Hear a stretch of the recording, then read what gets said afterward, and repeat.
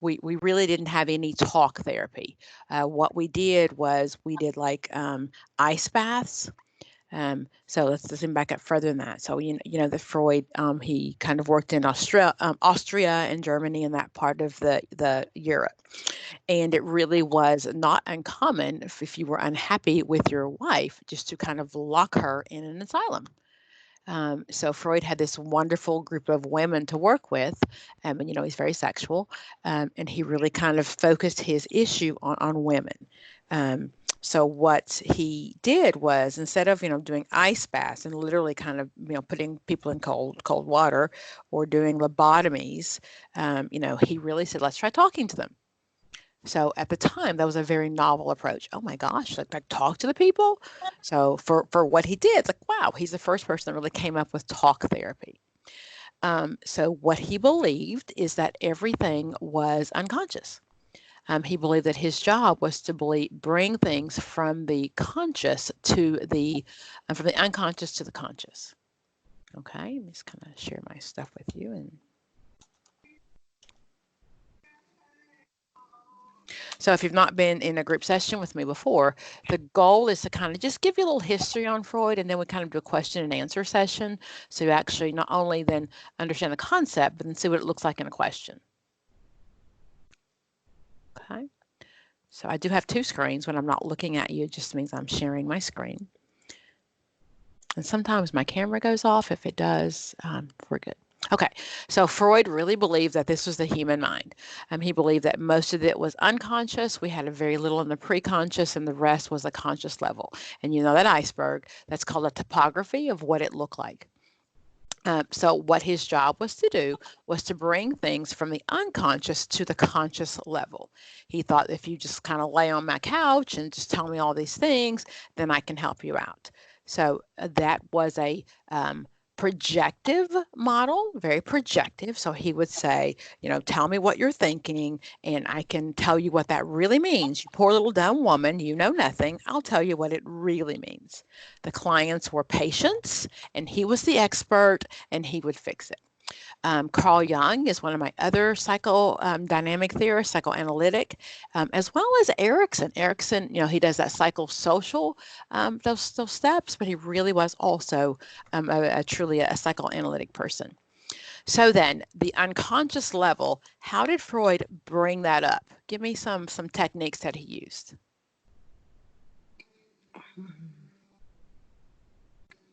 Well, inquiry. What does that look like? Well, asking the client about themselves, about their early development, their youth, preferences, personality preferences. So he really didn't.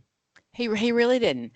He thought that those things were unconscious, and if you could recall them, then they really weren't. That wasn't the issue. In your preconscious, there were things that were there, but the unconscious you didn't know. So those were things that were so hidden that you didn't know. So he used a couple of techniques to bring those things. The first one, of course, we'll talk about would be that lovely ink blot test.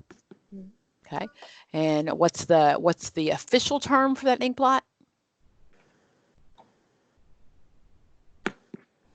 That's my Rorschach. Yes, that's my Rorschach test. Exactly. That's what he said is, look at that. Tell me what you see, because unconsciously, that way down deep in there, you would say things, and then he would tell you what that really means. So if you saw like two women, or if you saw a monster, he would say, well, thanks for sharing, and this is what that really means. So we didn't do a lot of direct inquiry, because you poor dumb woman, you didn't know. Let me tell you what you really mean. So not only were they projectives, but they were also very subjective, because, it was his opinion. So you poor dumb woman. And he treated women. So I say that facetiously, but that's really what he did. Mm-hmm. He also used that lovely test called the TAT. What does that look like? Yes, dream analysis. He sure did. He's telling me about your dreams, and he would tell you what that really meant. Okay, so I dreamed this and this and this and this, and it couldn't be what you really dreamt. It had to be something deeper and unconscious. So that was what yes. He used that TAT thing. What is that?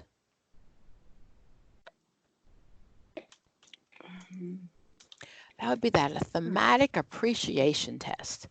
It's called the TAT. Those are black and white images. And what he would say is, what are they thinking? Okay. So he would ask you to, again, look at the pictures. And he would say, so what do you think the woman is thinking? And then I would say, wow, she's probably saying, please don't leave me. I love you. Please stay. And then he would tell me what that really meant. Okay, because again, I didn't know any better, poor dumb woman, and he would tell me what that really meant.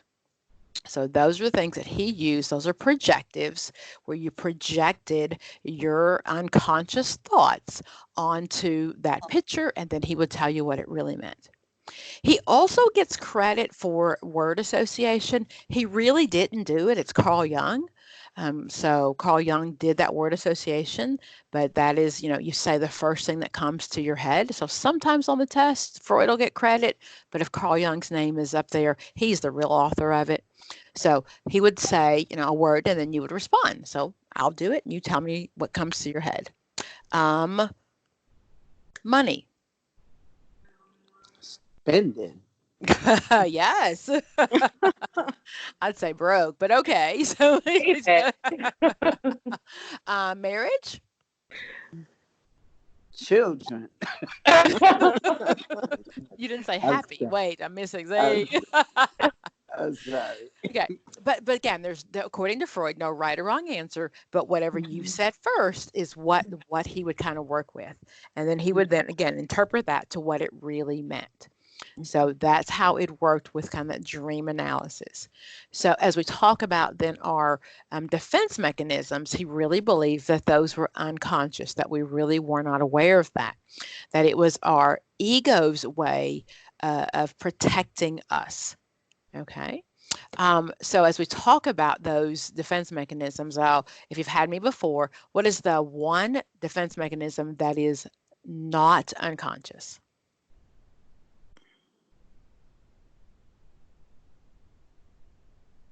So glad I've taught you so well. Suppression. Suppression and repression look exactly the same way. The only difference is, according to Freud, repression is a choice. So what the question might say is, Barbara realizes that she was molested as a child. However, she chooses not to deal with it. That then makes it suppression, because she chooses not to deal with it. So that's what you're looking for on the test, or those type of words. Repression would be something that Barbara was sexually abused. However, she doesn't remember. Okay, so that would make it repression. Just again, as we're continuing to talk about Freud, as we get to those defense mechanisms, Freud, of course, had his id, ego, and superego. How do those work?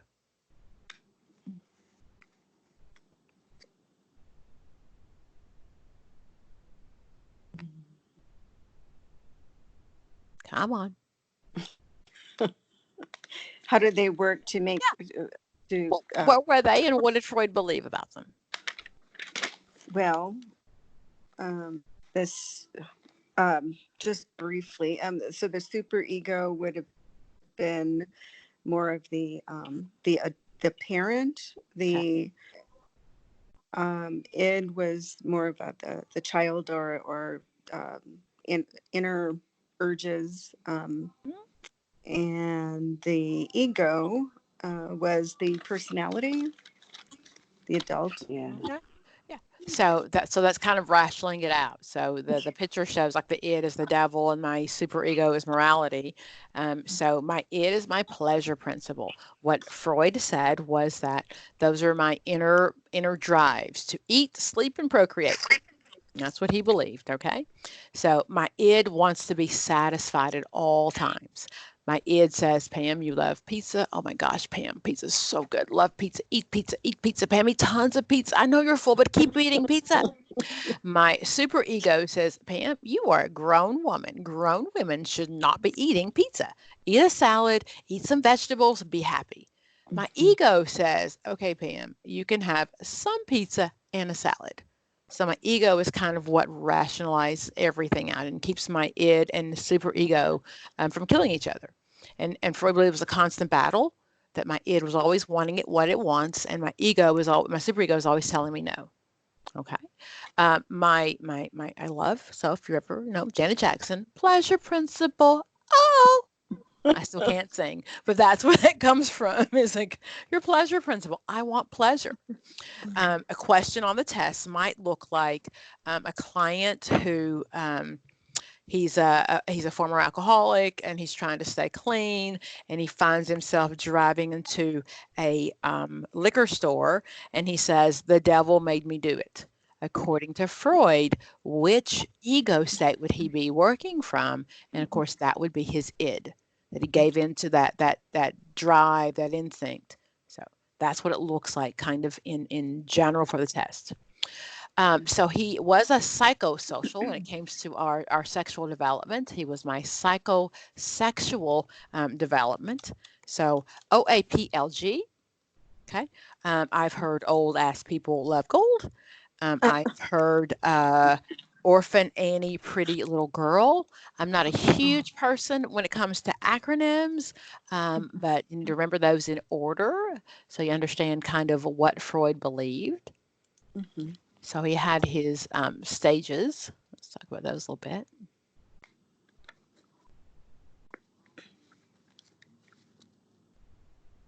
Okay. And according to Freud, again, that, his mother, it was always the mother's fault, everything that messed up. And like mothers don't have enough guilt already, but Freud just added it on for us.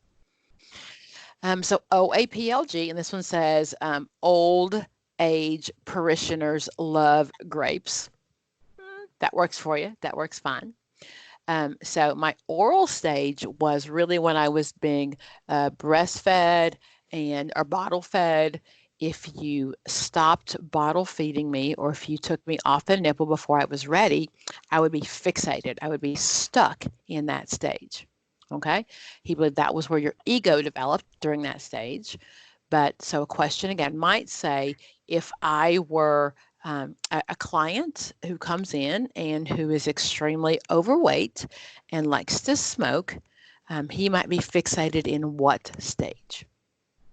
And according to Freud, that would be my oral stage, exactly. Because my mother didn't satisfy that need. So as an adult, I'm continuing to work on satisfying that need. I'm fixated in that younger stage, but that need hasn't been met. Okay. When it comes to my anal stage, so my anal stage, of course, is when you're potty training. You'll find that these line up very much with Erikson stages. Oh, mic yourself if you got a kid in the background for me. Just mute your mic. Okay. You'll find these line up very closely with Erikson stages, because Erikson also he really was a psychoanalytic person. He believed a part of that was unconscious, but he believed that unconscious matched up with the social development.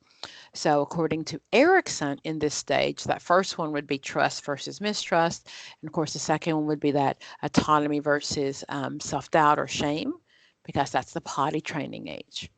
So what Freud believed, if your mother put you on the potty and she made you potty train before you were ready, then you would always have issues with your sphincter muscle. So we use that term today to describe people who are very anal. So if we use that term, what would it look like today? Someone who is kind of stuck in that anal stage. Controlling. Maybe sometimes some OCD, because they're just like tight. Okay, and I know you've all heard the term, someone, you're such a tight ass. That's where that comes from, that you are just holding on to everything. Sometimes we think of people who are stingy or tight with money. They're just tight. So the question really might be, according to Freud, a person who is anal, stuck in the fixated in the anal stage, what would it look like? And that's what that means, is they're just because they didn't fully develop the right way, according to Freud, is they have some issues. My phallic stage, OAP, the phallic stage, of course, is when the children are attracted to the parent of the opposite sex. So my girls who are attracted to their father, that is called what? Phallic. That's in the phallic stage, but it's divided into two.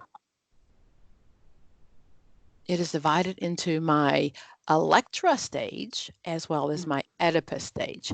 And it does start with an O, but that O is silent, so it's the Oedipus stage. The Oedipus is the boy who's just very much attracted to his mother and wishes his father was dead. I'm not making it up. I'm just telling you for the test, okay? I'm not Freud. I'm just telling you. I'm preparing you for the test.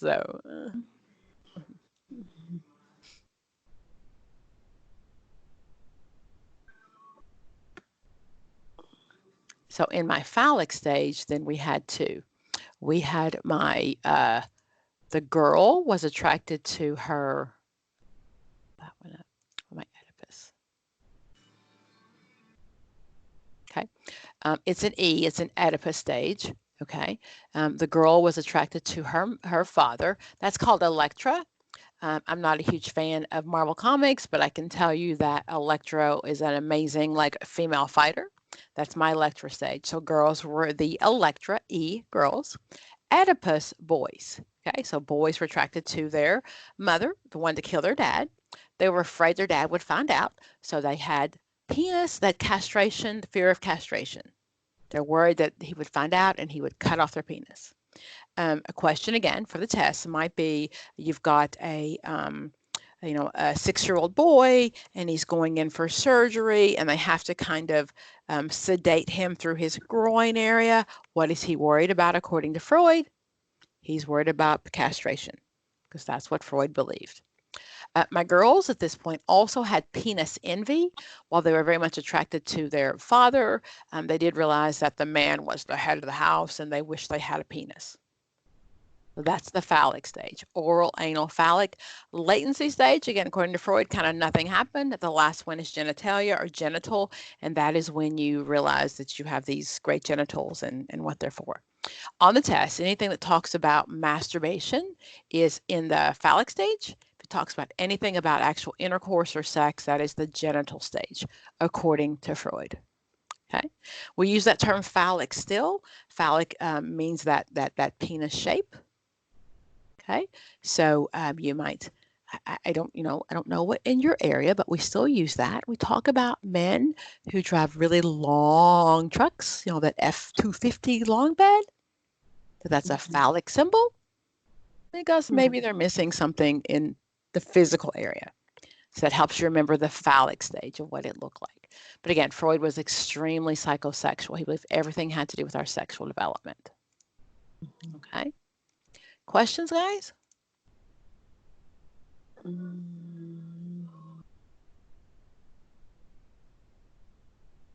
Okay. So then I give you some background on Freud so then we can understand then what those defense mechanisms look like and what role they played. There are actually like 30, and really a ridiculous amount. We don't go over, we just go over usually the main ones in general. Okay, but there really were a lot of them. Freud gets credit for all of them. However, what we do know is that Anna, his daughter, came up with most of them. He came up with a few of them, but on the test, it does just talk about in general about Freud. Okay, a different list. But his daughter Anna actually developed or is known for coming up with the rest of them.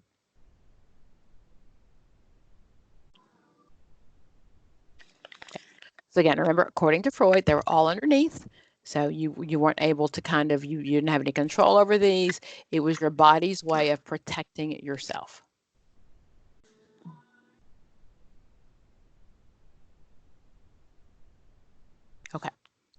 So we'll start with kind of his list, and we'll kind of add some for you as we go along. And again, there's like 1,000 of them. There really are. There are about 30, but most often it's the first top 12 we talk about. Sublimation. What does that look like, guys?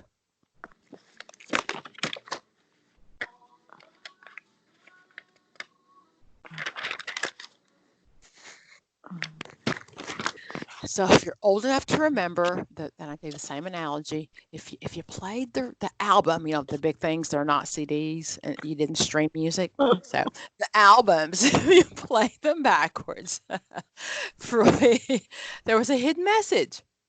Okay. I don't know. Again, I'm 54, and I'm proud to be 54, just so.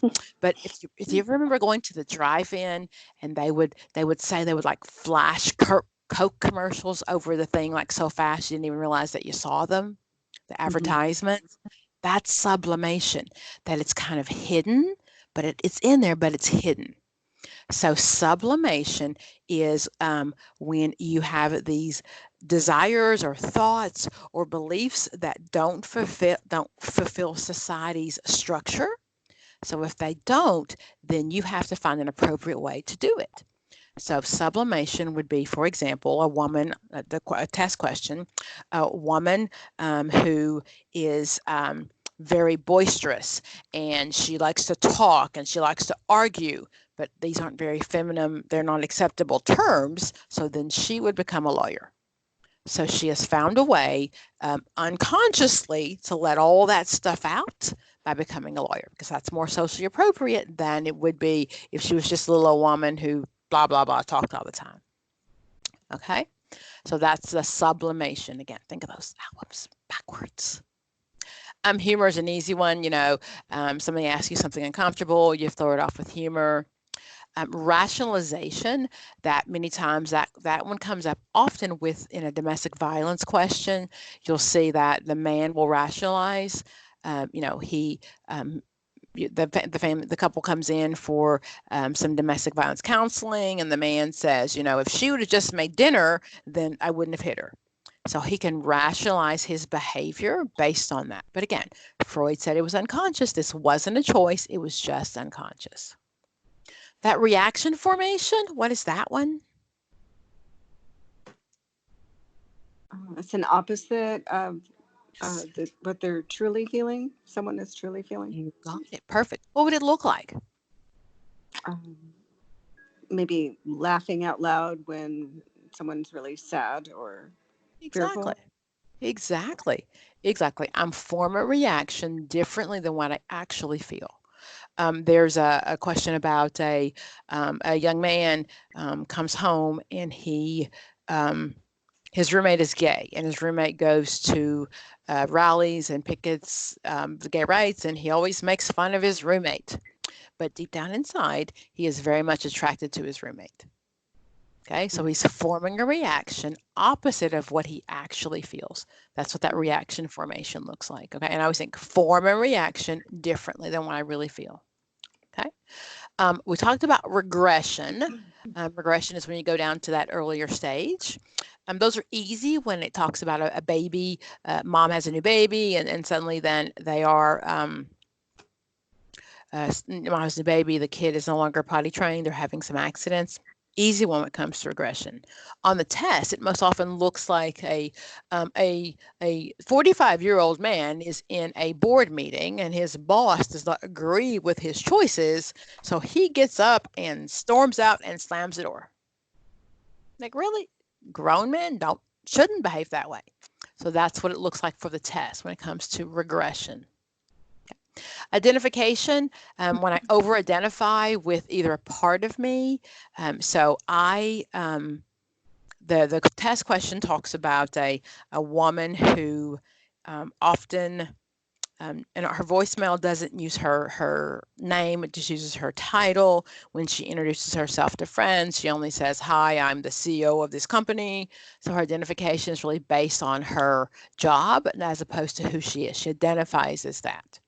And Freud would say that was because she feels uncomfortable in her own personal life or whatever she's choosing to hide. So then she's protecting herself by using identification.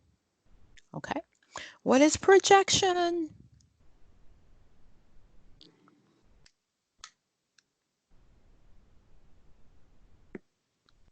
Come on.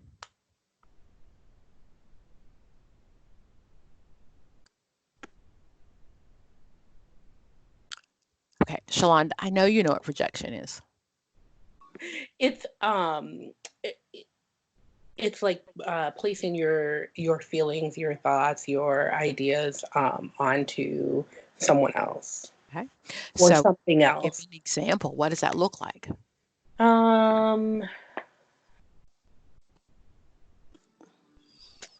One of the examples I noted for myself was like looking in the window, or looking in the mirror, but really thinking you're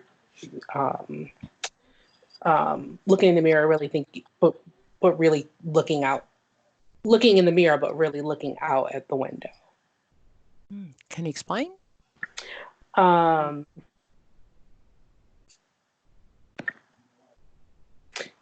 an inability to see yourself accurately, and so you project. Yeah. Okay. So the two terms that are both defense mechanisms is introjection and projection. So for me to remember, and I like your analogy, for me though, what I kind of remember is a projector in the movie theater. So this is how I feel about myself. So I think that, I think that I'm not a good person. I'm not a good mother. These are my thoughts about myself. And then when I go out with people, I am so sure that projector is sharing with the whole wide world my thoughts. So then I am sure they think the same way about me that I do. Okay. So if I'm at church and I see, a mother over there with her child, I'm thinking she must think I'm a bad mother. Because it's what I think. So I'm projecting my thoughts onto her like a projector. The opposite one is introjection, and that is when I am then taking in what I think someone thinks about me. Okay. Again, like I said before, those mostly go to Anna. Okay. And our goal is to kind of, the called defense mechanism is just to protect us. Okay. Before we begin, I'd like to say a few words about the concept of defense mechanisms. And the goal in general is how we protect ourselves.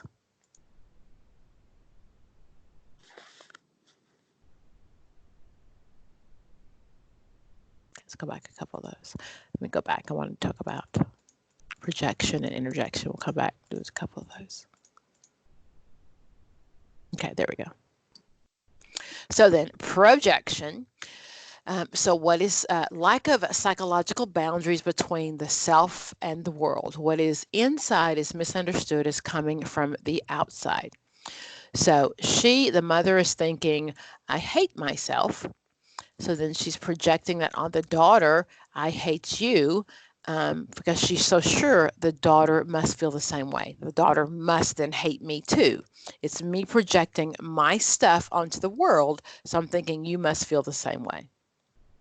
Introjection is the opposite. What is outside is misunderstood as coming from the inside. So introjection is I am taking your thoughts. Oh my gosh, she must think this about me, and then it must be true because I'm going to take them in.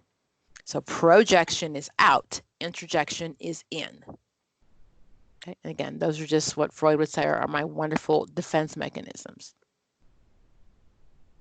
Okay, go back and touch on idolization. Those are ones that we think that someone who's famous, their life must be so much better than mine. So like, oh my gosh, did you see like J-Lo at the Super Bowl? Oh my gosh, I bet she doesn't have any problems. I bet all she does is like walk around all day and have her trainer train her and feed her and do all these things. I really just want to be J-Lo. So we don't see her as a person. We just idealize what we see about her. Okay. So my defense mechanism is then I cushion myself against overwhelming fears that someone benevolent, all powerful is in charge.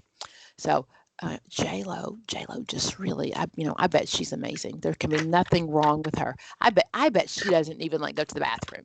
Like ridiculous thoughts about like people that we idolize. Devaluation, that's a common one where we kind of devalue ourselves.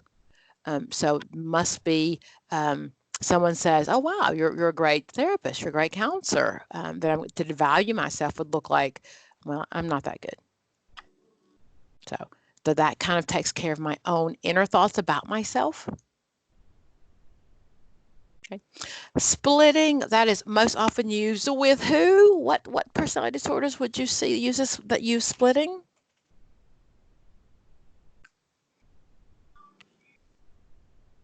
Those borderlines. I was gonna say sometimes bipolar, maybe, but yeah, for sure. Yeah. So we don't have the axis 1 and 2 anymore. So we've kind of changed the DSM. But what really we saw before is, my personality disorders, they don't come for treatment. That term is egosyntonic. They don't see a problem. So we gave them that axis 2 personality disorder and then axis 1 of borderline. Of bipolar. So those mood swings, that up and down. Okay, so what we found though is many times those went together. So I could treat you with a bipolar because that was what was manifesting itself, but underneath actually were those personality disorders and a borderline. Borderlines are all good or all bad. If you've ever had one in practice, they will come to see you. They will tell you, I have seen 17 therapists before you. And you're the best. You are absolutely the best. You're amazing. Oh my gosh, you get me. I'm so glad. I can't believe this. And the minute you do one thing that doesn't meet their expectations of how you should behave, they're out. You sound like you've had some dealings with that personality type. Please share. Well, I did some training around DBT, dialectical behavioral therapy, and we was made for we offered a girls group just for borderlines, but yeah, go ahead. We offered a girls group for girls that were 15 to 17 years old, and that was pretty much the common thread, that you are so incredibly amazing, or I hate you and you are the worst ever. And don't worry, it could change tomorrow. It could change, yes. Yeah.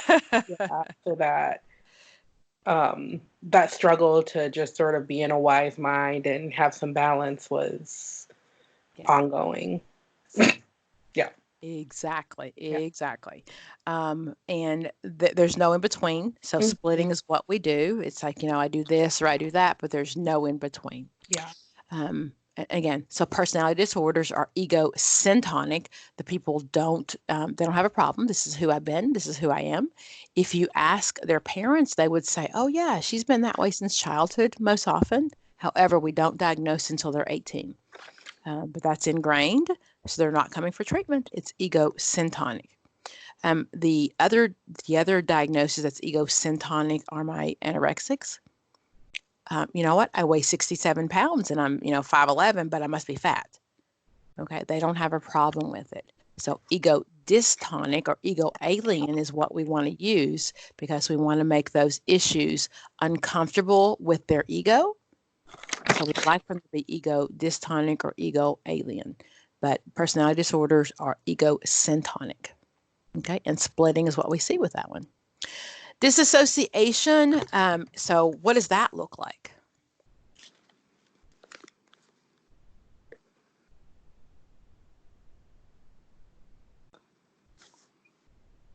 Anybody see the movie Precious? Yes. Yeah. So in the movie, and if you're not a clinician, you might not have understood it, but when their stepfather or her mother or someone is doing really awful things to her body, that's when she goes off in this world and she's a beautiful dancer and she's dancing with the man of her dreams and life is amazing and he's in love with her. That is disassociation. That is when something awful has happened and my mind kind of just goes someplace else. He would say my ego goes someplace else to kind of protect my ego from what's happening to my body. The major diagnosis, of course, when it comes to diagnosing with the these are my personality disorders. However, the dissociative identity disorder is a diagnosis. And it used to be my MPD, my multiple personality disorder. Okay, so that's kind of where that comes from. So a normal reaction to trauma, you cut off the pain or the terror. Repeatedly traumatization, you learn to habitually dissociate. So what we see as kids, especially who've been continually sexually abused or being exposed to continuous awful things, then kind of our ego has a way of separating itself to protect our body.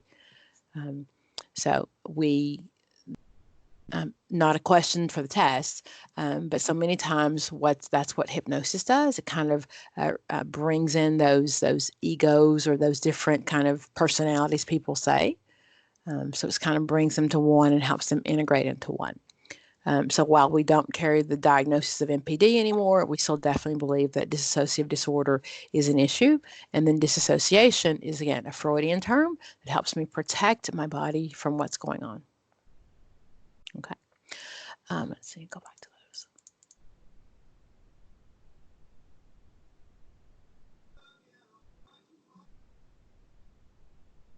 Okay. So that's kind of my list. Repression, we've talked about that. Isolation really is just kind of what it says, isolating yourself. We talked about rationalization. Compartmentalization. If you, I don't think I have any men in the group today. If you have a spouse, you know what that means, or a man. Men are capable of compartmentalizing. That's research. I'm not, that's just research. That men and women process things differently. And men are easier or better at compartmentalizing. That yes, this happened. I can put it in my box and I can go on over here. Women, many times, we're just not capable of like keeping this in my box and then going over. Okay, so that's what that looks like. That in order to protect, again, I'm protecting my ego. My unconscious is trying to protect my ego by putting it in a box. Okay, so yes, I was, brutally and traumatically assaulted last week, but I can go to work Monday and act like nothing happened. That's what it looks like. There's a person who talks about the tales of two brains, and he uses the example of often for women, when we are thinking or processing, we have all of the file. He uses the example of a file cabinet. We have all they're all open at the same time.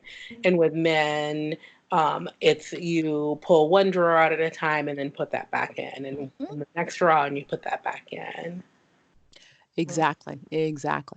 And especially when I do marriage counseling of what it looks like. So, you've had an awful day and you fought all day and he didn't do what he was supposed to and you're tired. And then you go to bed at night and he doesn't understand why you don't want to make love. Because he's closed that drawer. That happened 15 minutes ago. We're done. And you're like still there, like, ah! So, but that, for Freud at least, that's what that looked like. Reaction formation, identification, sexualization. I haven't seen that a lot on the test. Regression, intellectualization. That's one you might see. What does that look like?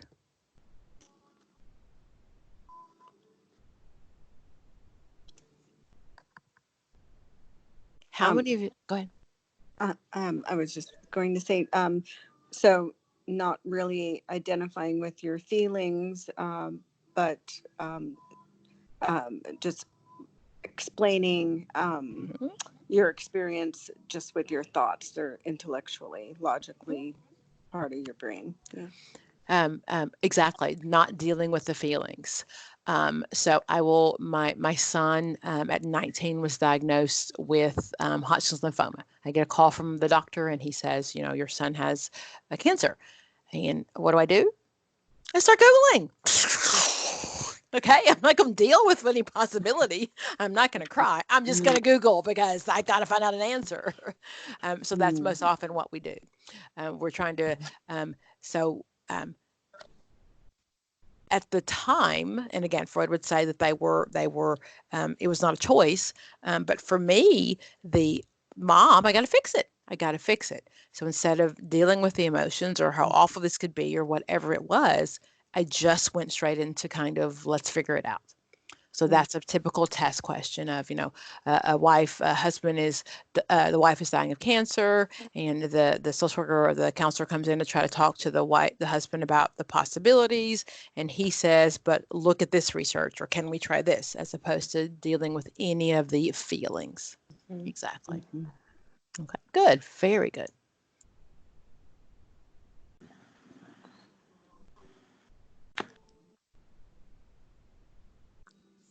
Undoing, that's one thing, an unconscious attempt to take back, nullify, or undo a thought or action that resulted in guilt. For example, a husband who showers his wife with roses and chocolates on Valentine's Day may be unconsciously seeking to undo a year of neglect. So I'm not suggesting that your spouse is doing that. I'm just sharing with you what the PowerPoint says. So that is undoing. We're trying to kind of go back and fix all the things that we did.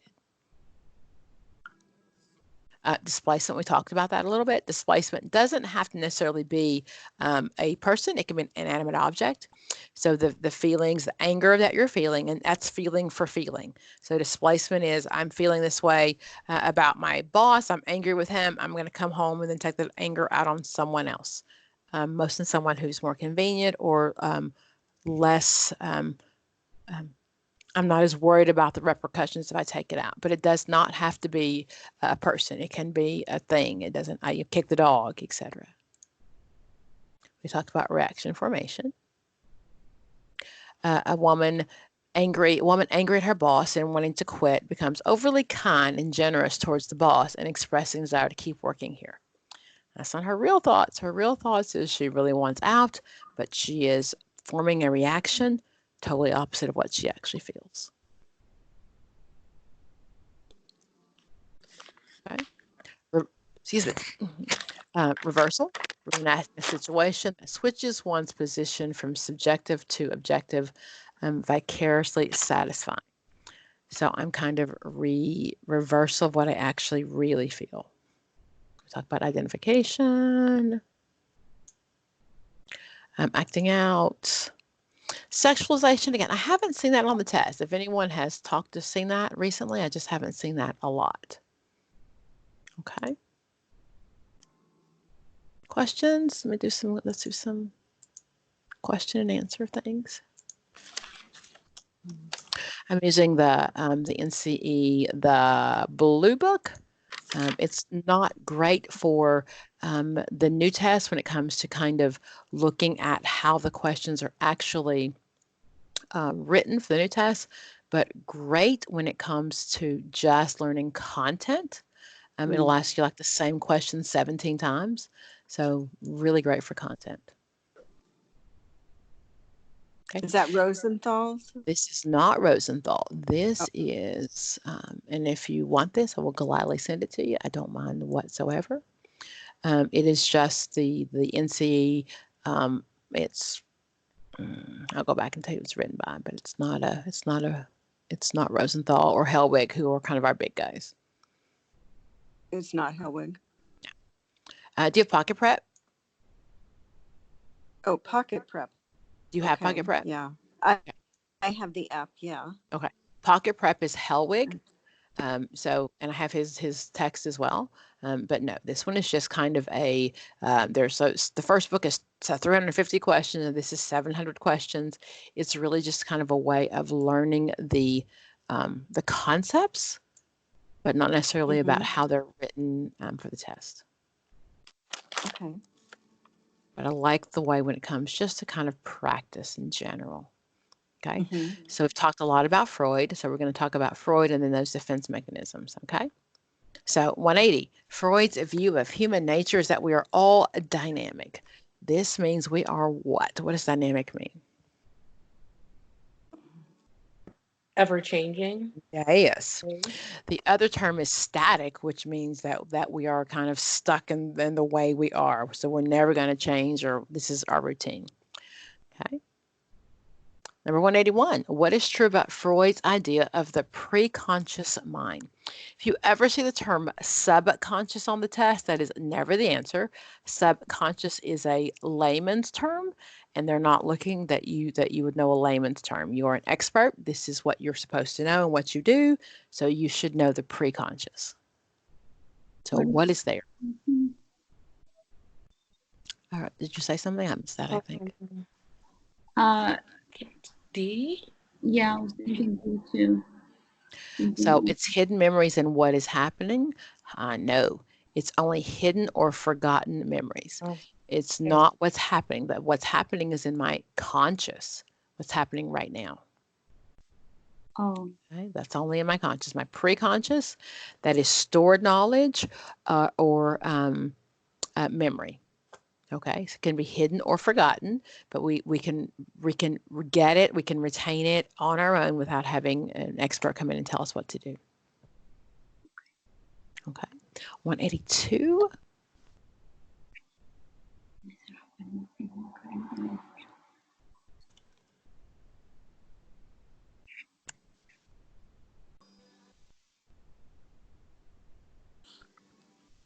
the id.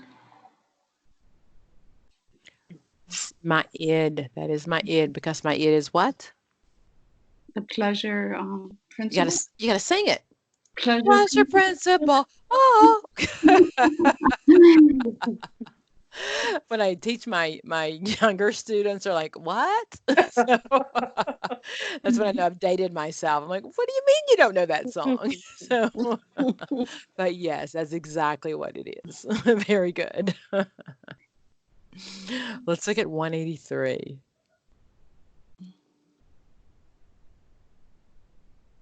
Could you read the question? I could. Thank So you. blank results when ideal standards are violated according to Freud. This is a function of the what? Okay, so when I violate those ideal standards, what is that? And then according to Freud, what is the function? What part of my personality would do that? Oh, probably the id. Okay, my ideal functions, ideal standards, that's not my id. My id is like, let's do this, girl, we're fine. Oh, I thought you were saying which would do that. Okay. Oh, Is I it- don't know the answers. So Go is ahead. Is your it guilt, A? your Guilt? guilt, your ego? Yeah. Guilt and superego, you got it. Because my superego says, Pam, don't do anything. Pam, no.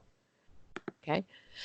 So I would feel guilty, according to Freud, when I violated my superego. Okay.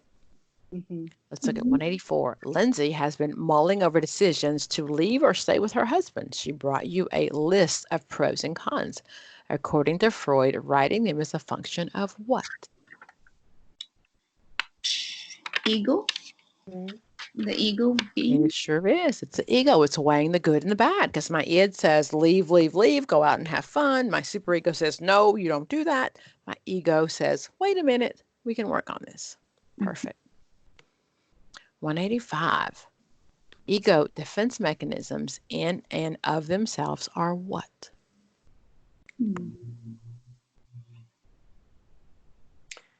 A and C? Yeah. Yeah, that's what Freud would say. They were normal. Okay, it's our way, our body's way, our ego's way of protecting us, and definitely on an unconscious level. We didn't have any say so. It's just what it is. According to Freud, also, we didn't talk about transference and countertransference. Are those good or bad?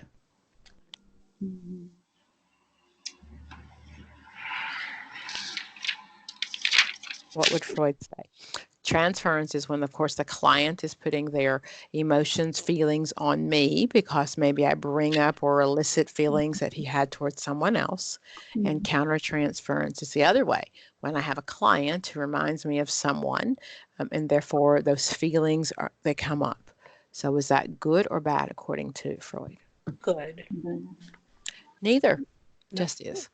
Justice. So he would say, and in the beginning, Freud really wanted that. He really tried to encourage his female clients, of course, to transfer those feelings onto him. But in general, now what we know is they're neither good or bad. They just are. Okay, so of course we have to be aware of them, and we can't make poor choices based on those countertransference feelings, but they just are. Just normal and operate on a conscious level. The same thing. Okay. 186. Look at Marlene. She is talking about an adverse relationship experience. She begins to refer to a past abusive relationship that she's engaged in, but then says she really doesn't want to think about it and moves on in the session. She's exhibiting what ego defense mechanism? Suppressing it. Pressure, Repeat. She's suppressing it. suppression. She is suppressing it is B because it's a choice. It is a choice. Suppression and repression look the same way. The difference is she knows, she just don't want to think about it. That makes it suppression. Good. Look at 187, Emily. Emily's mother, according to Emily, has been very self-critical and self-centered and absorbed all of her life. Emily's mother comes to stay with Emily for 2 weeks. Emily gives up her bed for her parents and sleeps on the couch. She openly shares her food and takes them, shares her food with them and takes them to dinner one night while here. About halfway through their stay, Emily's mother goes into a rage and tells Emily that she's selfish and unappreciative. Emily's shocked. You help Emily understand that her mother is exhibiting which ego defense mechanism? Splitting. Is that one of the choices? No. Okay, I'm just making sure. I didn't see that on there. Maybe I. Projecting. I don't have that book. A. I'm sorry. Can you not see it? No. I don't know. Am I not sharing my screen? Yep, I can Or see maybe- it. Or maybe I'm not looking at the right. Let's see. Okay. Oh, no, I just made it fuller there. How did I do that? Okay. Okay. I know it. Okay, and I can only go from what the choices I have. You can't. It's not a write in the blank fill in the blank Oh, okay. test. So I'm going to use it as a teaching moment though. So on the test, there are two terms. It's called forced choice and free choice. Forced choice are yes or no, true or false.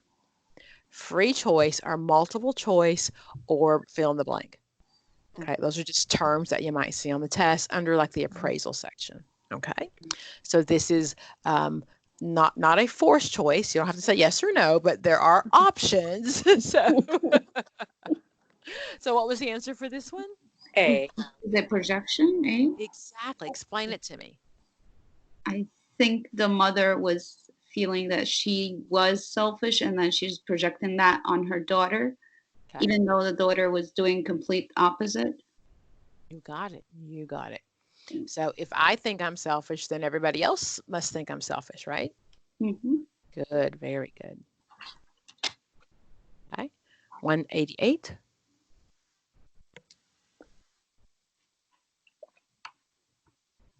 Oh, there it is. I see it now. Okay, great. Makes it easier. I don't know, but Jem intercession with his arms wrapped. When you inquire, he tells you that he punched his bedroom door after having a fight with his wife over finances again. He has described the defense mechanism as what? C. See? Placement. That's right. If Jem punches his wife, there's a problem. Okay. The Mhm. door is probably not a better choice, but it's still better than his wife. Mhm. Yes. It's like a David, 189.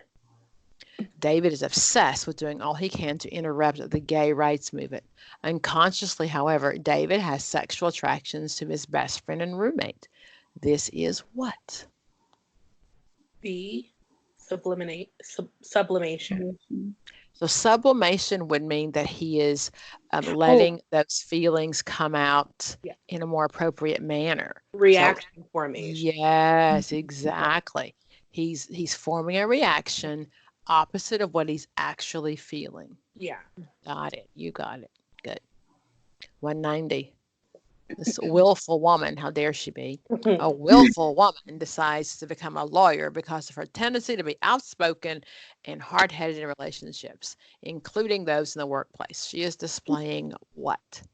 B.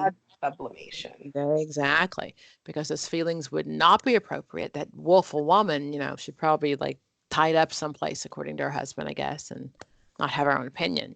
So that is sublimation. When you're taking the test, especially those that are taking the newer version or even recently, you never want to read more into the question that's there. Really kind of focus on what the question is asking me.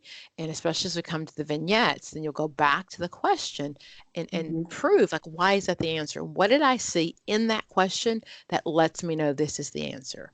Okay. Okay. Let's look at 191. Poor Lisa. Lisa is shy and likes confidence, but on her high status job as the director of an advertising agency, her voicemail does not include her name, only her job title, as does her email signature. When socializing and asked to talk about herself, the work role is the first thing she discusses. She is exhibiting what? Identification. She's C. identification. You got it. Okay. So just identifying with that one. Let's talk about Freud a little bit more. 192. According to Freud, what is the client?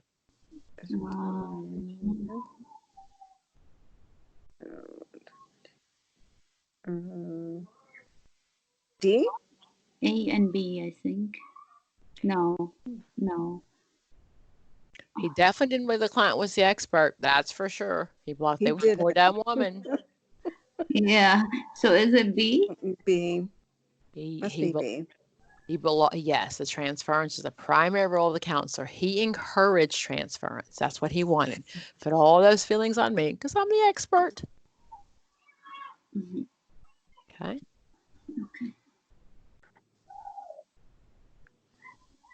193, which of the following is not a technique associated with Freud and psychodynamic theory?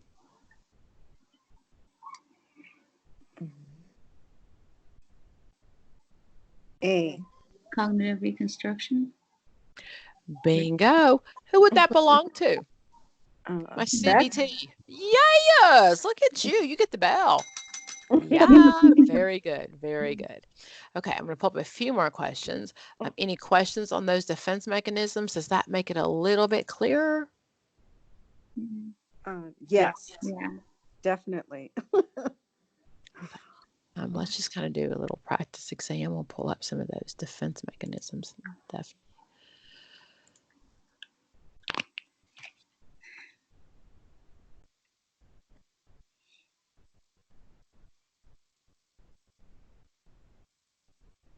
So are we going to need to know the DSM-5 fairly well? You will.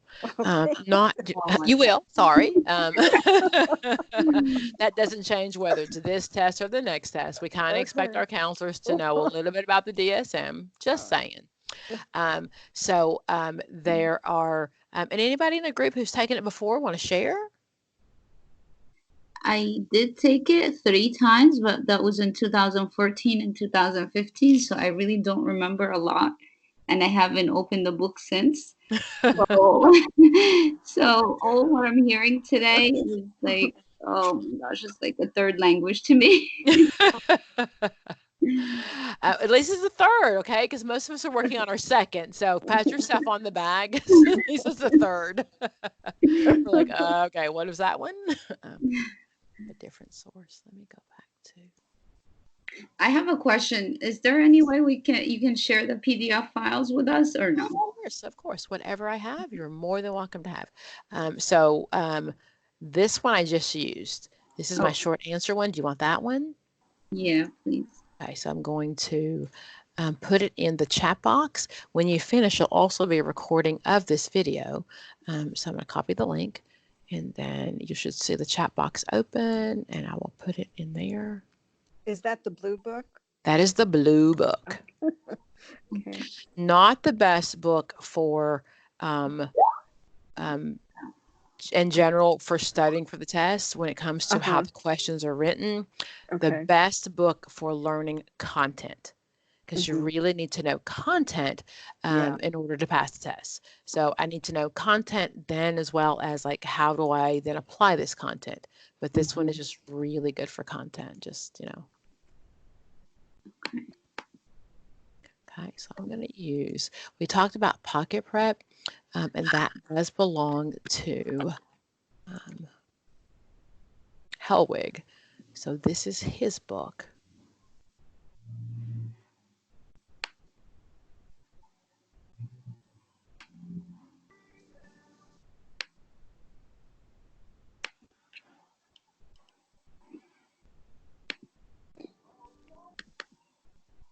Okay, well, that's his book.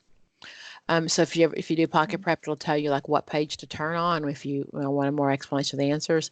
I don't know they necessarily line up in the book, but it's a pretty easy read. So we're going to kind of do some of his questions. Just going to go back and kind of pull you. So he's a pretty easy read. In the back of this book, he does have a CPCE exam as well as an NCE exam. But he divides it up, and if you're, if you're studying with me or you're going to study with me, the best way is to divide it up. There are so many names and so much information. So I always say start with, whatever section you want to go to. It does talk about the ethics in this book. Read the Code of Ethics from the Code of Ethics. Download the ACE Code of Ethics. Many of those questions are verbatim from the Code of Ethics. So just make sure, don't read anybody's interpretation of them, because those are just totally verbatim. Okay? Okay. I have a question. Yes.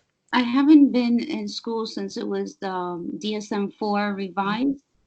Is there any like a study guide or something that would point me to what changed from DSM-4 revised to DSM-5? It would. So I'll give you a copy of the DSM-5.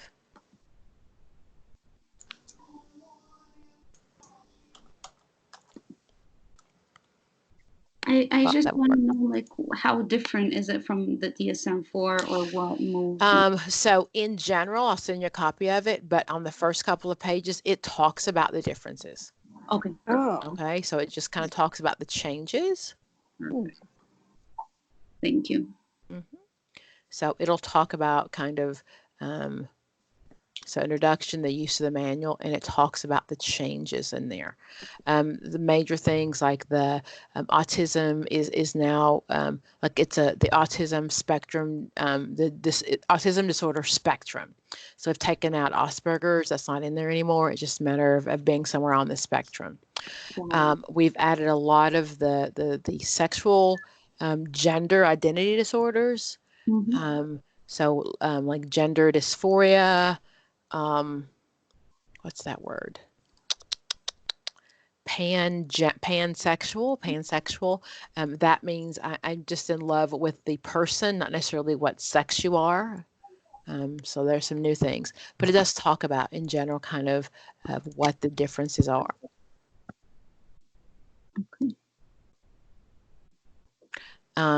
There's some changes in the substance abuse disorders. It's not just substance abuse and it's substance use and substance abuse. So that's kind of that.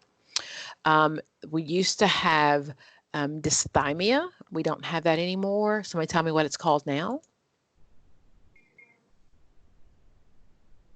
Come on. No, I didn't know we didn't have this. Well, then it is called persistent depressive PDD, persistent depressive disorder. Used to be called dysthymia, and now it's just called persistent depressive. We have added that premenstrual syndrome disorder. That's new. We have added with children. Now we've it's called what's that one? The mood disorder with kids. It is called. You guys aren't helping me out at all. It is called. What kid? I'm sorry.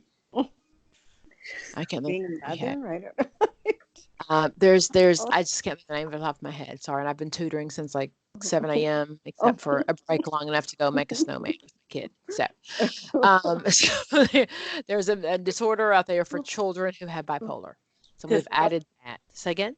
Disruptive mood dysregulation. Thank you. There we go. Okay, See, there. I knew there was a word for it. It just wasn't coming to my mind right now. I have my notes over here. Okay, good. Thank you. So yes, that we have that now also. So that's kind of some things that have changed. Okay. Okay, there's a couple of questions on here. I was going to try to pull this one up.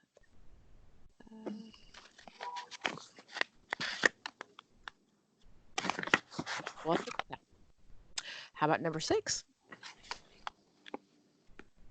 I want to be able to tackle that. It's a global assessment.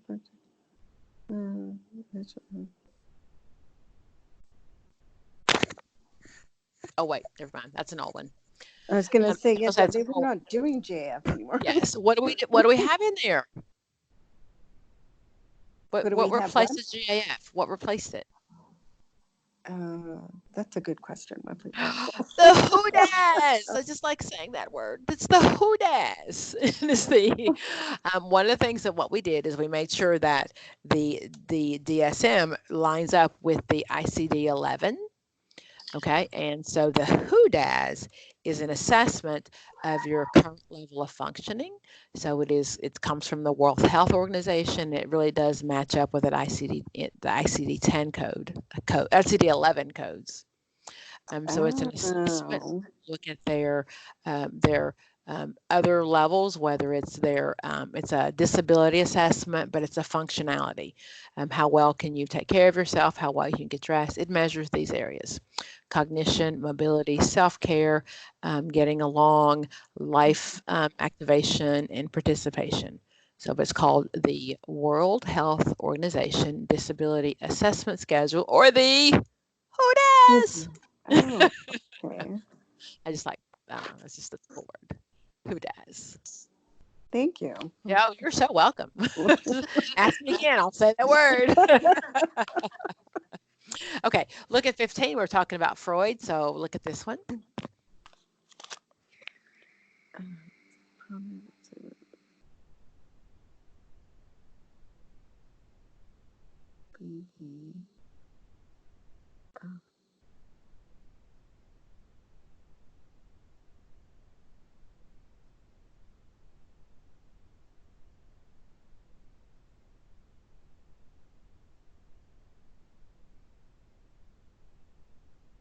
The phallic stage. And what are those two called in my phallic stage? Oh goodness. Dividing the girls and the boys. Yeah. I remember the Oedipus. analogy you used of a superhero that your son was.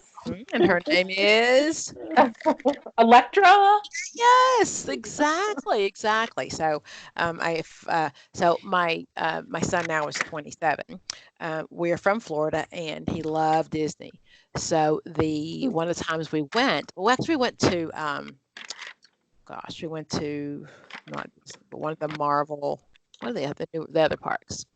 And when we got there, he got to see Electra, and Electra was this amazing in her costume. She was like this, like I swear, 6'10" black woman, wearing a blonde wig, and she was like all made up to be the Electra.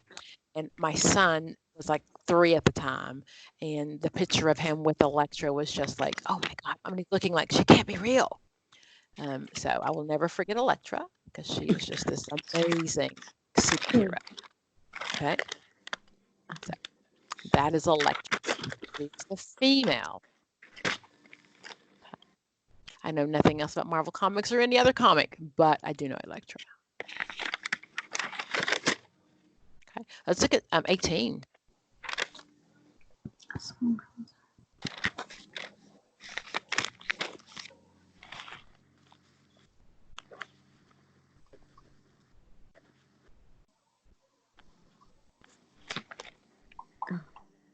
I could say D, regression. Okay. So see the difference between this one and the other questions we were asking? The other ones were very kind of straightforward, helping you to recall. So this one kind of gives you a kind of a story where you have to then understand. So these are what the newer questions are going to look like. Just kind of making sure that you not only do you know what it means, but then what it looks like in the actual question. So what was the answer again? I'm sorry. That was regression. Regression. Okay. Okay, childlike behaviors. So, and what I'll say to you again is go back to the question and prove it. Okay. So, childlike behaviors. He's a 10th grader having difficulty with authority figures, but he's exhibiting. Childlike behavior. Okay, so he is regressing. That's what we're looking for. Okay.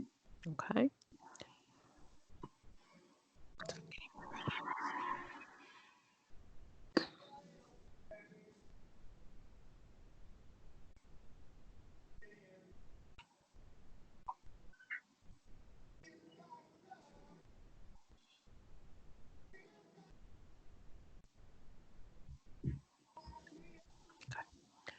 Someplace else and kind of pick up some more for you.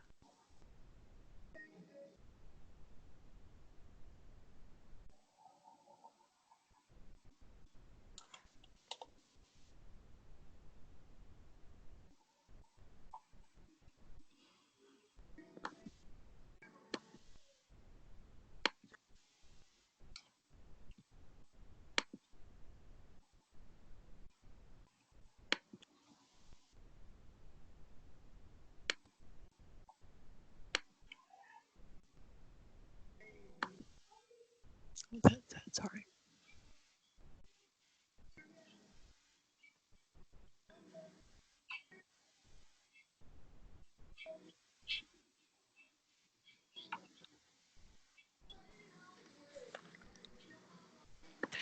Look at this one.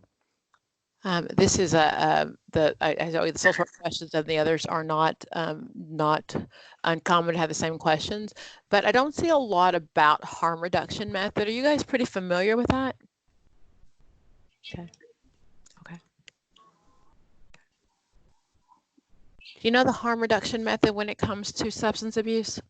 No. No. So the harm reduction method suggests, so most areas just talk about abstinence. So that's the only way to be clean is through abstinence. But when they're helping relationships, I've seen some of the texts talk about harm reduction. And it really talks about just if you're going to use, to make sure that you use safely. So this question says, a single mom, go ahead, question. No. I was saying I got you. I understand what you're saying now.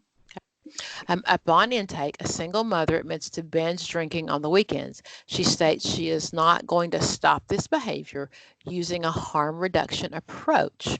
And the answer is help the mother to prearrange for alternative childcare on the weekends when she's drinking and recovering. Okay, so the harm reduction method doesn't say abstinence. It doesn't say, you just can't drink anymore. It says if you're going to drink, then we need to make sure that you make better choices when you drink. Another example of harm reduction is like the exchange of clean needles. Okay, so we get that you're going to still shoot up and use those opioids, but there's an option out here to kind of keep you safe. Has anybody seen any of that in your study material? I have not. Okay. I've seen it a couple of places. I don't know kind of, how frequent it is on the test, but I've seen it a couple of places.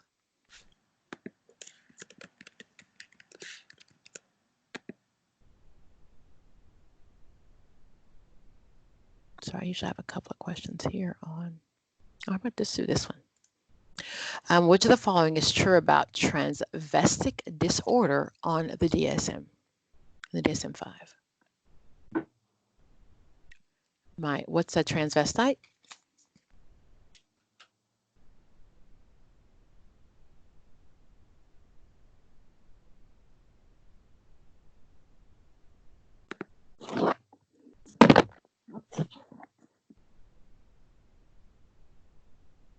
So my transvestites are people who like to dress in the opposite sex. So if I'm a female, I may dress as a male, or male may dress as a female. Okay.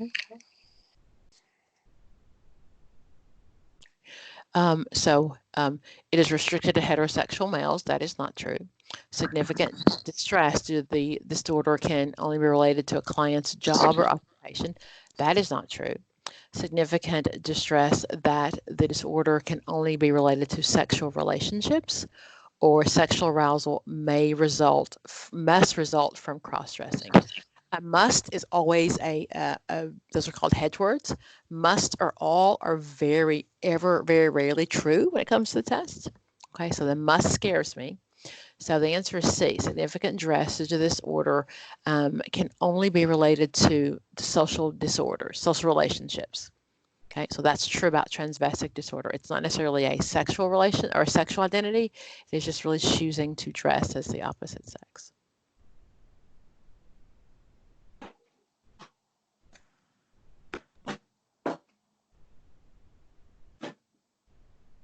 Usually I pull up some of my DSMs.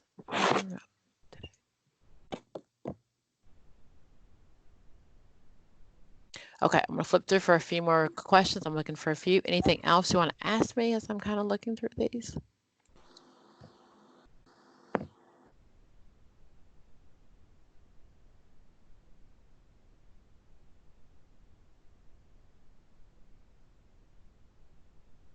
Okay, not seeing any today.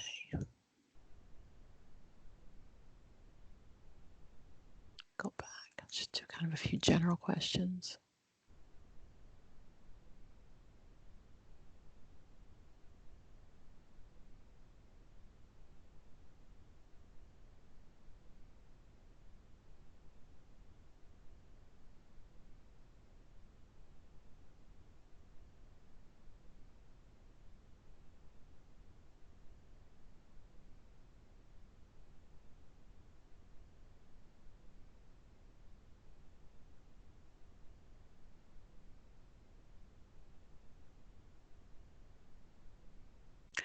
Okay, let's throw a little research just because.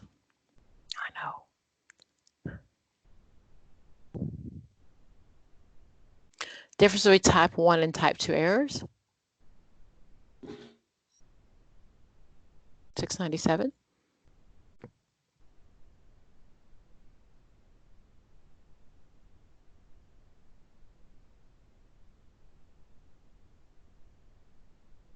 No takers out there? Type 1 error is my alpha error, and my type 2 is a beta error. Okay, type 1 and type 2.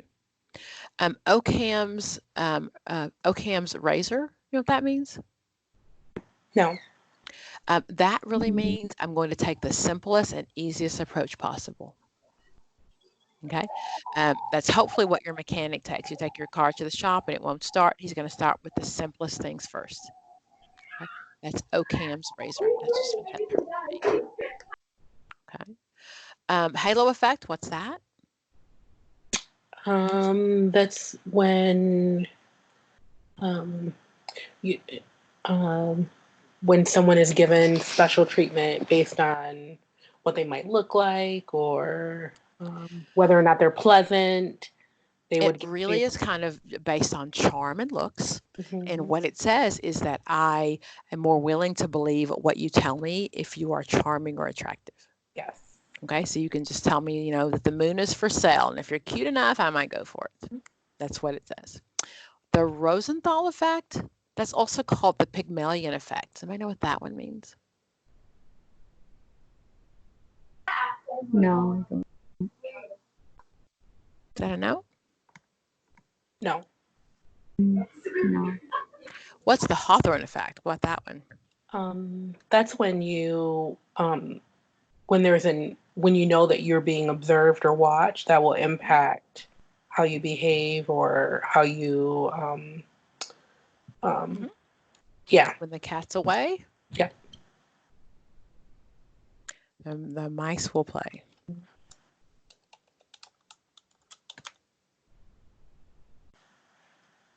The Pygmalion effect, I'm sorry, the Pygmalion effect is also called the Rosenthal effect. And what that means is that if I'm doing research, I am more likely to see what I want to see.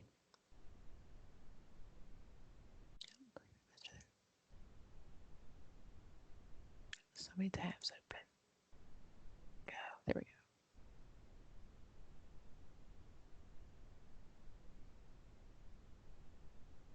So Rosenthal or Pygmalion, and what it really says is that if that's my belief when I'm doing research, then I'm going to see it. I'm going to find it. And one of the reasons that we use that double bind is because if I have a double bind and I don't know which is the placebo and which is the actual group, then I'm more likely to then see an actual result as opposed to what I expect to happen. That's that Pygmalion effect. Expecting a certain outcome makes it more likely to happen. Pam, can you connect an example to it? It's usually used in research. Mm-hmm. So if I am, and I'll share my own research with my PhD. So my dissertation is on, I wrote a program, I wrote a certificate for substance abuse for former users to be able to come through and just get a certificate to allow them to not have to go through a full 4-year college degree to really start earning those hours that it takes to become a substance abuse counselor. So for my dissertation, I did it's called a critical appreciation, a kind of a look at what the graduates thought and the community thought of this program. I've talked about it in my dissertation to make sure that I'm objective because I expect it to be great. I wrote it and I think it's going to be great and I expect my results to be great. And I can read a sentence that says something a little bit bad about it, but I don't see that part. All I see is, but they said. So what I'm expecting to see, because it's my belief, is that I can see that. So it's a research term most often. Okay. Thank you.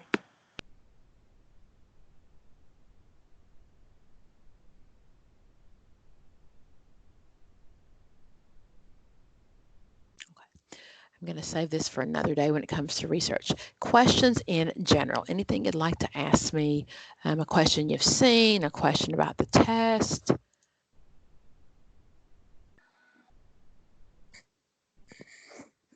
I was looking to see if my student had answered me to see what she said.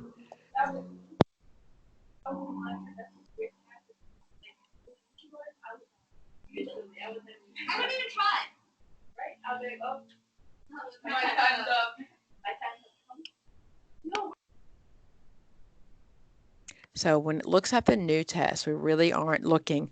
And if you've gone to the website, it kind of talks about what it's going to be on there. And I haven't seen less research or less theorists. That's of course what my students keep wanting to hear. But I'm sorry, I haven't heard that yet. And if someone takes it and I hear that, I will definitely share. But I just haven't heard that yet.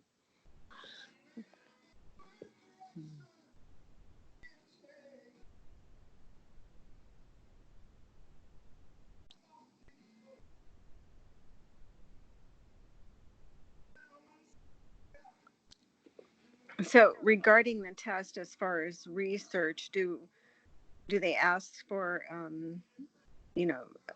questions that would require pencil and They calculator? do not. They do or, not. okay. So if Okay. the test is asking you something that you think you have to figure out, you're missing something. Okay. So they're not looking that you can do the SPSS. So let me share kind of, this is in the Rosenthal book, and I talk about it when we come to research in general. But my recommendation is that you memorize this and that you write it down the first thing when you first get in there. And that is my normal distribution.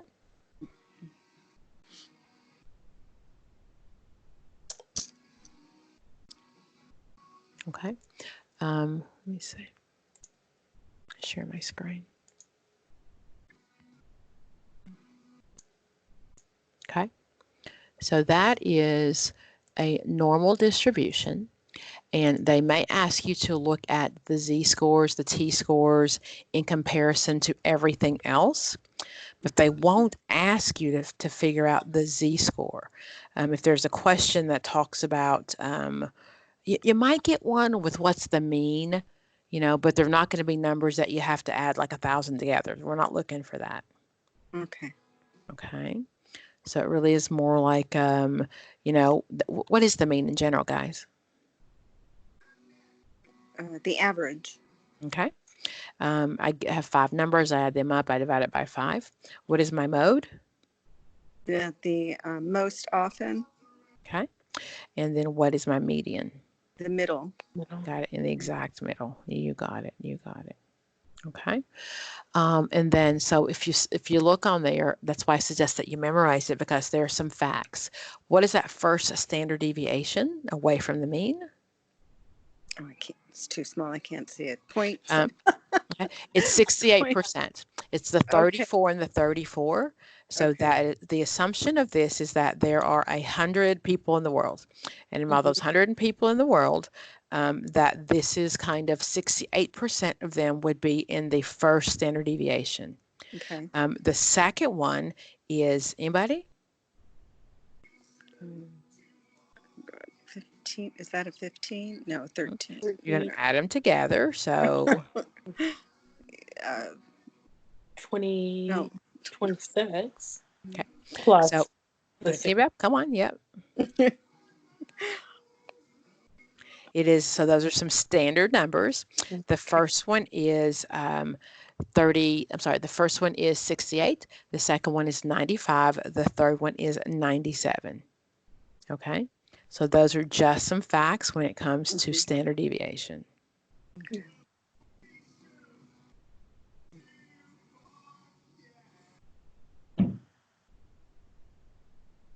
I think I have this one. Okay.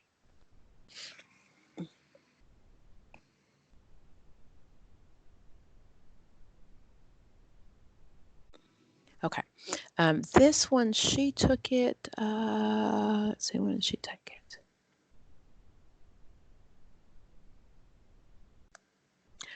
She took it, I think, last week. She said,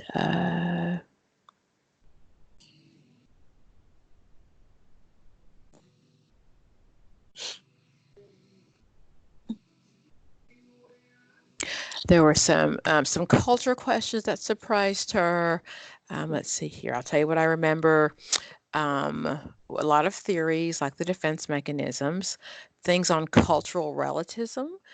There were some ethical dilemma questions, specifically a question about a client having a relationship with their supervisor.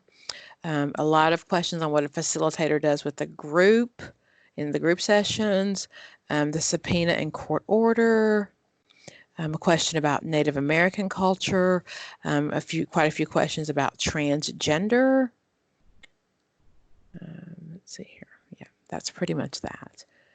Okay, I've got a couple others. But usually I always look to see if there's anything we haven't covered. And so most of the things, what we kind of do is just go through the textbook and cover most of the things that are in the, like if the purple book or the green book, the information you see should not be any different no matter where you read it from. Always questions on careers, all those career guys you need to know. And yes, there are lots of names, and I do apologize, but there just are. Let's see here. I think that's about my most recent one. Okay. I'm going to wrap it, guys, up, unless you have any specific questions. You just mentioned, so when we go in, there will be an opportunity to write information down. So, yeah. So my understanding, first of all, if you've never taken the test before, it's like going to prison. It really is. So you're going to a Pearson testing center, and they test everybody at the same time. So it is, they pat you down. You have to roll your pant leg up. You can't wear a smartwatch. You can't have your phone. So if you need the time, you want to make sure that you wear a regular watch. Okay. So it really is kind of, you can wear, I want to say a sweater, but not a hoodie.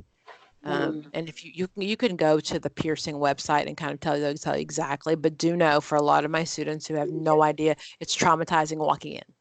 Okay, it's like, you get the pat down before you go sit down. And then you get, okay, so you can have a locker and you can take a break for snacks, but that is counted in your time frame. So if you don't want to take too much time.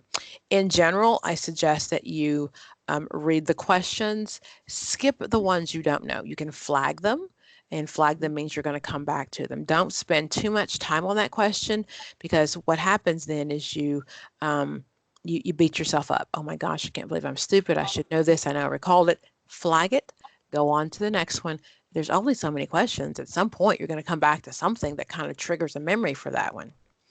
Do not change your answers. So if this is what the answer you thought in the beginning, stick with that. Don't change your answers.